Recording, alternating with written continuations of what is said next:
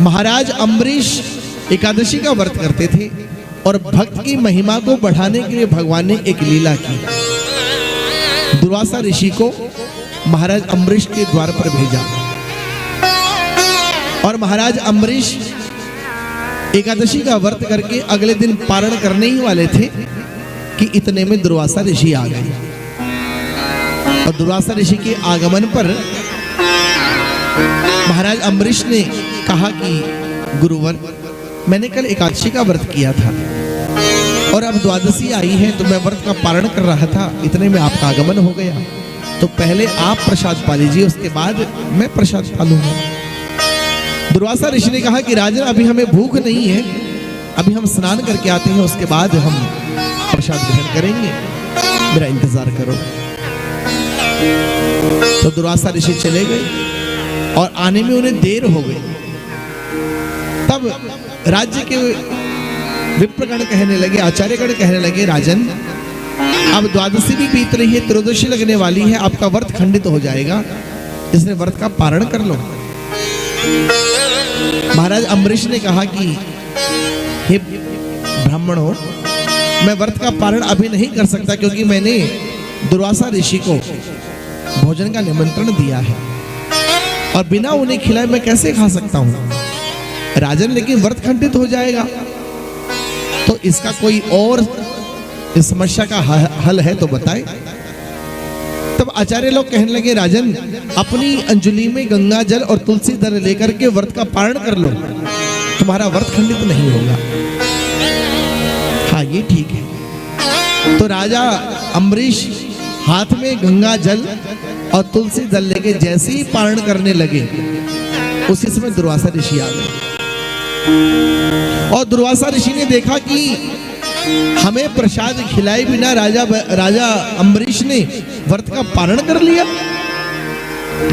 तो इतना क्रोधित हुए कि अपनी जटा उखाड़ी, जमीन पर पटकी और एक राक्षस को प्रकट किया और कहा कि जाओ और महाराज अम्बरीश को खा जाओ। महाराज अम्बरीश तो पहले से ही निर्माण है, हमसे भूल हो गई, हमसे पाप बन गया, हमसे अपराध हो गया, मन में ये सोच के हाथ जोड़ के खड़े हो गए और वो राक्षसी जो खाने लगी, तुरंत सुदर्शन चक्र भगवान प्रकट हुए और उस राक्षसी का वध कर दिया। और वध करने के बाद सुदर्शन चक्र ने जो है दुर्वासा ऋषि का पीछा किया और दुर्वासा ऋषि को मारने के लिए सुदर्शन चक्र भागे। अब आगे आगे दुर्वासा ऋषि और पीछे पीछे भगवान का सुदर्शन चक्र। ब्रह्मा जी के पास गए, वहां भी ठिकाना नहीं मिला। शिवलोक में गए, वहां भी ठिकाना नहीं मिला।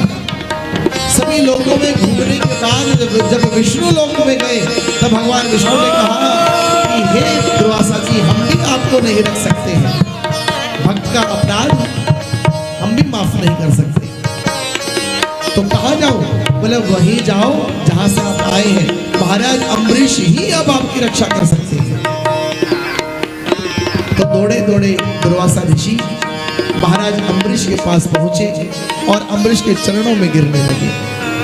महाराज अम्बरीश ने उठा करके गले लगा लिया और कहा कि हे देवर्षि, आपका स्थान मेरे चरणों में नहीं, आपका स्थान तो मेरे हृदय में है। राजन, ये सुदर्शन चक्र मुझे मार डालेगा, इससे मेरी रक्षा करो। तब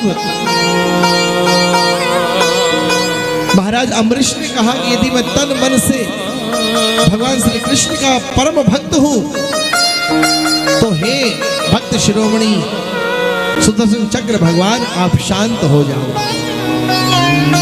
और उसी समय सुदर्शन चक्र भगवान शांत हो गए और अंतर ध्यान हो गए।